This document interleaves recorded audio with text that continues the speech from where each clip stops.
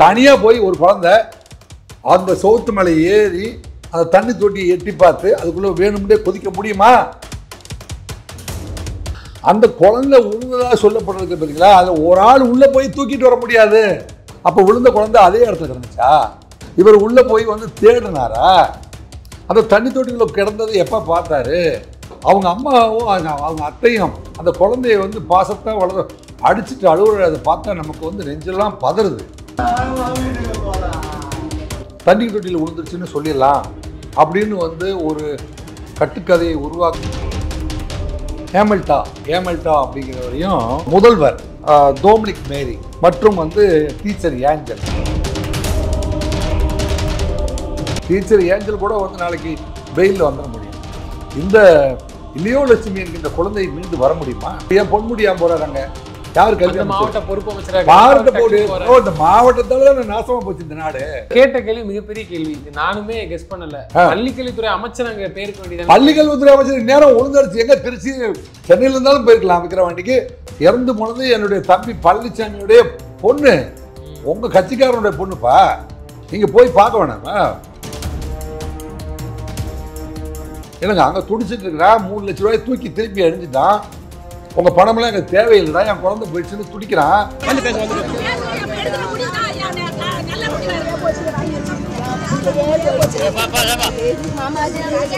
பள்ளிக்கல்வித்துறை அமைச்சர் இருக்காரு. இப்ப இந்த மேனுவல் போய் பள்ளிக்கல்வித்துறை அமைச்சர் போய் பார்க்கணும். இப்ப ஜெயிக்கிற வரைக்கும் வந்து காலில் விடுவான், ஜெயிச்சு முடிச்சோடனே கதவை சாத்திடுவான். சரி, இந்த டீச்சர் தான் கவனிக்கல. அந்த குழந்தை அங்க உலாவிட்டு இருந்தது சிசிடிவில எதுல கூட படல. என்னையா சிசிடிவி பதிவாகவில்லைன்னு சொல்றீங்களே? அப்படி பதிவாகாத இடத்துக்கு அந்த பொண்ணு போச்சா? இதுமே தெரியாதெல்லாம் வந்து மந்திரி ஆயிடுறாங்க. இதுதான் பெரிய கூட்டம். என்ன தெரியுமா தம்பி, எல்லா கிளாஸ்லையும் ஃபெயில் ஆனால் அவனுக்கு மந்திரி போஸ்ட் கொடுத்துறாங்க. அடுத்த முறை நாங்கள் தான் முதலமைச்சருங்கிறீங்க.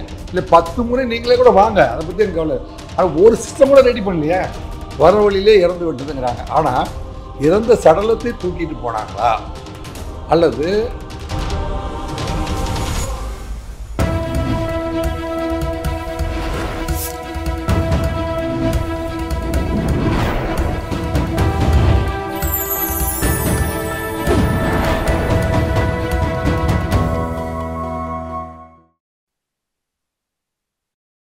சேனல் 5 தமிழ் நேயர்களுக்கு வணக்கம். இன்றைய சிறப்பு நேர்காணலில் நம்மோடு பேச இருப்பது முன்னாள் காவல் உதவி ஆணையர் திரு ராஜேந்திரன் ராஜா அவர்கள். சார் வணக்கம். சார் வணக்கம். ரூபன் எப்படி இருக்கீங்க? நல்லா இருக்கேன் சார். நீங்கள் நல்லா இருக்கீங்களா சார்? நல்லா இருக்கு. சார், விக்கிரவாண்டி அருகே ஒரு தனியார் பள்ளியில் படிக்கக்கூடிய ஒரு சிறு வயசு மாணவி வந்து ஒரு கழிவுநீர் தொட்டியில் வந்து தவறுதலாக விழுந்து உயிரிழந்துட்டதாக ஒரு செய்தி பரவி வந்து நியூஸ் வந்திருக்கு. அதை வந்து பல்வேறு முரண்பாடு இருக்குன்னு சொல்லி பெற்றோர்கள்லாம் போராடுறாங்க. அதை எப்படி சார் பார்க்குறீங்க? முதலாவதாக 2025 சேனல் 5 தமிழ் நேயர்களுக்கு எனது அன்பான வணக்கங்களை தெரிவித்துக் கொள்கின்றேன். இப்போது நம்ம சப்ஜெக்டுக்கு வரலாம். விழுப்புரம் மாவட்டம் விக்கிரவாண்டி அருகே இருக்கிற செயின்ட் மேரிஸ் மேல்நிலைப் பள்ளியில் நேற்றைய தினம் லியோலட்சுமி என்கின்ற 4 வயது எல்கேஜி படிக்கிற ஒரு குழந்தை மர்மமான முறையில் மரணம் அடைந்திருக்கிறார். அந்த வழக்கு கூட என்ன வழக்கு பார்த்தீங்கன்னா சஸ்பீசியஸ் டெத் என்கின்ற தான் செக்ஷன் போட்டு வழக்கு பதிவு பண்ணியிருக்காங்க. இது வந்து தமிழ்நாட்டு மக்களிடையே குழந்தைகளை வந்து நம்பி பள்ளிக்கூடத்துக்கு அனுப்புகின்ற பெற்றோர்கள் தாய்மார்கள் மத்தியில் மிகப்பெரிய கலக்கத்தையும் அதிர்வுகளையும் உருவாக்கி கொண்டிருக்கிறது. அவர்கள்லாம் வந்து திருச்சி நெடுஞ்சாலையில் வந்து விக்கிரவாண்டி வந்து தேசிய நெடுஞ்சாலை சென்னை டு திருச்சி மெயின் ரோடில் இருக்குது. வந்து அவங்க சொன்ன ஆன்சர்ஸு பள்ளி நிர்வாகம் அந்த குழந்தை இறந்ததுக்கான சொன்ன காரணம் இருக்குது பார்த்தீங்களா, அதை ஏற்றுக்கொள்ளாமல் வந்து எல்லோருமே வந்து செஞ்சிட்டாங்க, சாலை மறியல் பண்ணி சென்னை திருச்சி, ஏன்னா திருச்சியிலேருந்து மதுரை திருநெல்வேலி வரைக்கும் கன்னியாகுமரி வரைக்கும் செல்கிற அத்தனை பேருந்துகளும் ஸ்தம்பித்து விட்டது. அப்பேற்பட்ட ஒரு நிகழ்வை அவ்வளோ அதிர்வலையை அல்லது ஒரு பெரிய அதிர்ச்சியை ஏற்படுத்திய ஒரு நிகழ்வு தான் வந்து இந்த லியோலட்சுமி என்கின்ற யூகேஜி பெண்ணுடைய மரணம். இந்த பெண் அங்கே வேலை செய்கிற அங்கே பழைய போலீஸ் ஸ்டேஷன் தெருவில் குடியிருக்கிற பழனிவேல் அப்படிங்கிறவர் அந்த கார்பரேஷனில் ஒர்க் பண்ணுறாரு.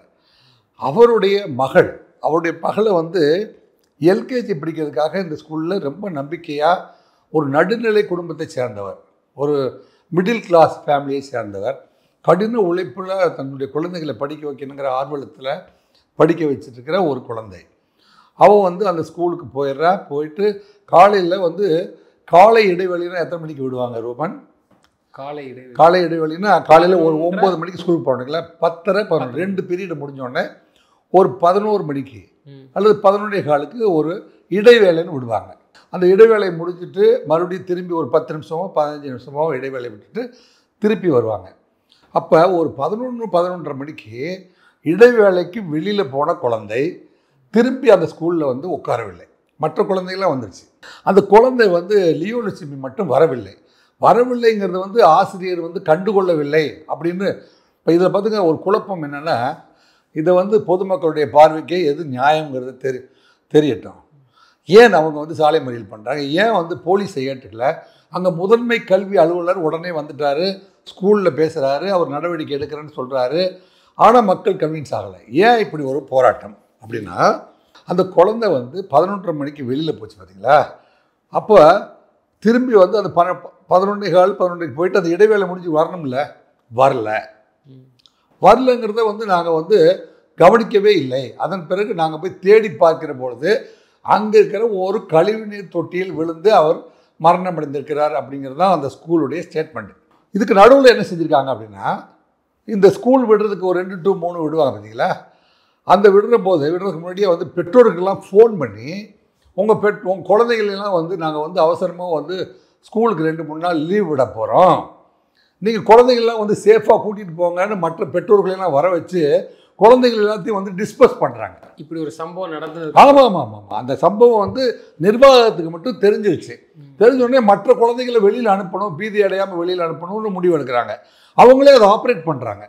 எல்லாத்தையும் அனுப்பிட்டு அப்புறம் இந்த குழந்தை வந்து தண்ணி தொட்டிக்குள்ளே இருந்துச்சு அப்படின்னு சொல்லிட்டு அங்கே இருக்கிற ஒரு மருத்துவமனைக்கு கொண்டு போய் அட்மிட் பண்ணுறாங்க. அவங்க வந்து பிராட் டெட் அப்படின்னு சொல்கிறாங்க, வர வழியிலே இறந்து விட்டதுங்கிறாங்க. ஆனால் இறந்த சடலத்தை தூக்கிட்டு போனாங்களா அல்லது உண்மையாலுமே உயிரோடு கொண்டு போய் காப்பாற்றுவதற்கு முயற்சி செஞ்சது போது இறந்து போனதா அப்படிங்கிறது தான் இப்போ கேள்வி.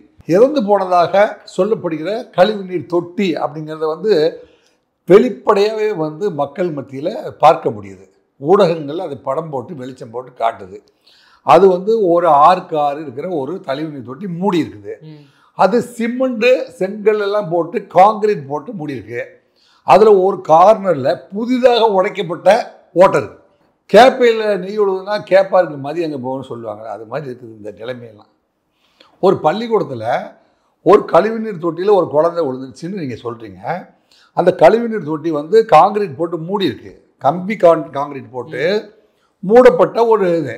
அதில் ஒரு மூலையில் ஒரு அரை அடி மட்டும் அவசரமாக உடைக்கப்பட்டு திறந்த நிலையில் இருக்குது. இதுக்குள்ளே தான் அந்த குழந்தை விழுந்துச்சுன்னு சொல்கிறாங்க.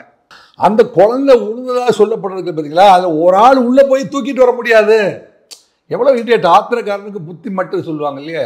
ஒரு பெரிய ஆள் உங்களை மாதிரி சைஸு அதே மாதிரி சைஸ் ஆளோ அல்லது சாதாரணமான ஒரு உடல் நிலையில் இருக்கிற ஆள் உள்ளே போய் ஒரு குழந்தை விழுந்து கிடக்கிற குழந்தை, அப்போ விழுந்த குழந்தை அதே இடத்துல கிடந்துச்சா?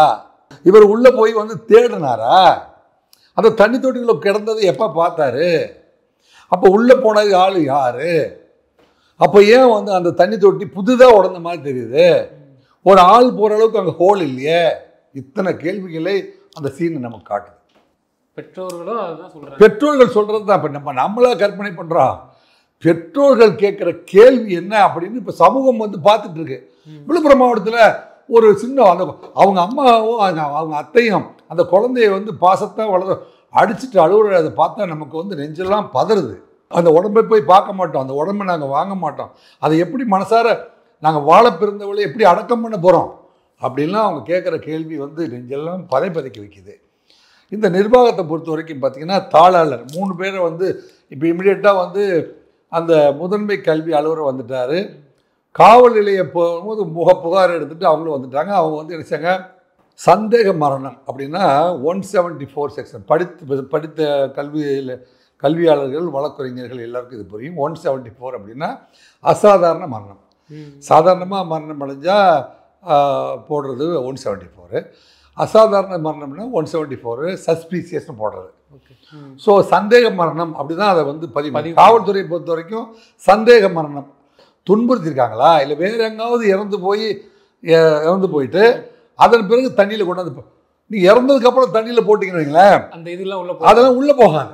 உண்மையாலுமே இந்த வழக்கில் ஏதாவது ஃபவுல் பிளே இருந்துச்சுன்னா ஃபவுல் பிளே இருந்துச்சுன்னா இந்த டீச்சர் அடித்ததுனாலையோ அல்லது வேறு ஏதாவது காயம் ஏற்பட்டதுனாலையோ அந்த பொண்ணு வந்து இறந்ததை தண்ணி தொட்டியில் விழுந்துருச்சுன்னு சொல்லிடலாம் அப்படின்னு வந்து ஒரு கட்டுக்கதையை உருவாக்குறதுக்கு முயற்சி செய்தால் ஆனால் தப்பிக்க முடியாது.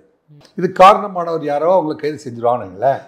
இதில் வந்து பார்த்திங்கன்னா அந்த நிர்வாகத்துடைய தாளாளர் வந்து ஏமல்டா அப்படிங்கிறவரையும் முதல்வர் டொமினிக் மேரி மற்றும் வந்து டீச்சர் ஏஞ்சல் 3 பேர்த்தையும் வந்து காவல்துறை 3 பேர்த்த கைது செய்யுது.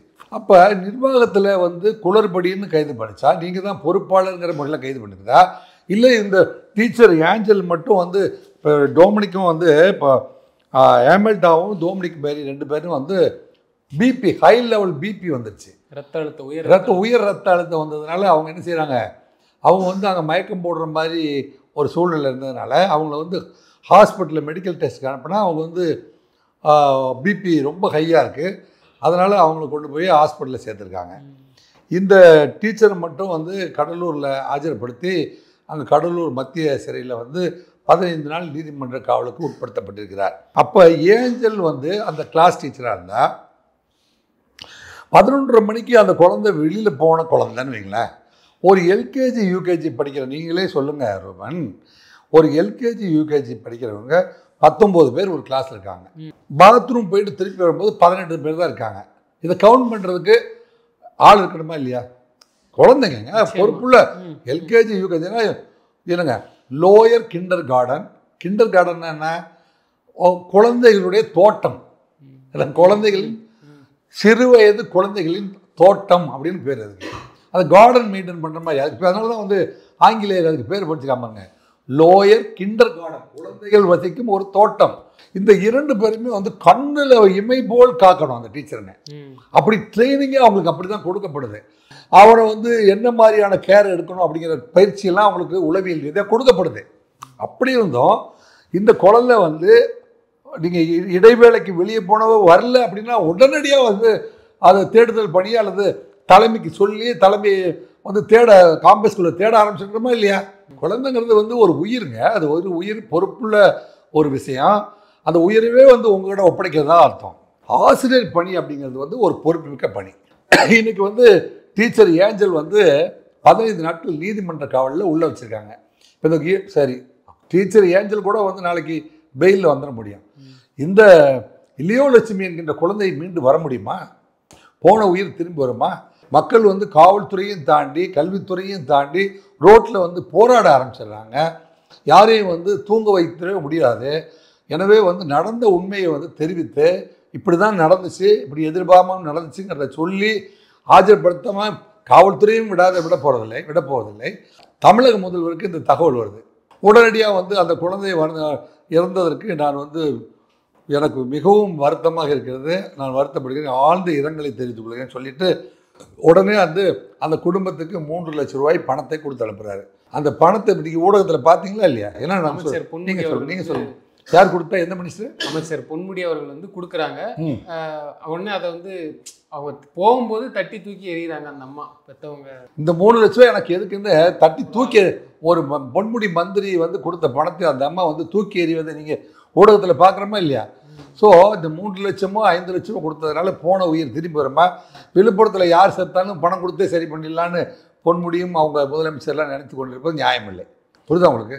சார், என்னோட கேள்வி என்னன்னா, தொடர்ச்சியாக தமிழ்நாட்டில் இது போன்று ஸ்கூல் படிக்கிற பிள்ளைங்களுக்கு வந்து இந்த வேனில் பஸ்ஸிலலாம் இந்த மாதிரி கீழே ஓட்டம் இருக்குது, அதெல்லாம் தீவிரமாக கண்காணிக்கணும், இது போன்ற நடக்கக்கூடாதுன்னு சிவியராக நடவடிக்கை எடுக்கிறாங்க. இந்த தனியார் பள்ளியில் செக்யூரிட்டி இருப்பாங்க, எல்லோரும் இருப்பாங்க. அவங்கெல்லாம் காலையில் ஒரு ரவுண்ட்ஸ் கூட இருப்பாங்க, இந்த தோட்டத்தை பார்க்குறது, சுற்றி பார்க்குறது. குறிப்பாக சின்ன பிள்ளைங்க படிக்கிற இடத்துல இந்த குழிகள்லாம் வந்து மூடப்பட்டிருக்குங்களா சார்? அதை ஏன் எந்த அளவுக்கு கவனிக்காம விட்டாங்க? இல்லை, நீங்கள் வந்து ஆழ்துளை கிணறு தோன்றாம பார்த்தீங்களா, அவனுங்களே வந்து திறந்த நிலையில் அதை வச்சுட்டு போகக்கூடாதுன்னு சட்டம் இருக்கு. ஆசிரியர் இல்லை, அதாவது பள்ளி நிர்வாகத்துக்குள்ள இருக்கிற எல்லா ஸ்கூல்லையுமே வந்து என்னங்க, ஸ்கூலில் வந்து செக்யூரிட்டி, அந்த ஸ்கூலில் வந்து பர்மனன்ட் செக்யூரிட்டி. எவ்வளோ ஒரு 2 அந்த ஊரில் வயசாகி போய் ஊர் சுற்றிட்டு இருக்கிற ஆளை போட்டு வாட்ச்மேன், இவர் சேர்மனுக்கு சொந்தக்காரரு, ஸ்கூலில் வாட்ச்மேனாக போட்டு சம்பளம் கொடுத்துட்டு அந்த ஆள் இப்படி வருவார், இப்படி போயிடுவார். அப்படி கிடையாது.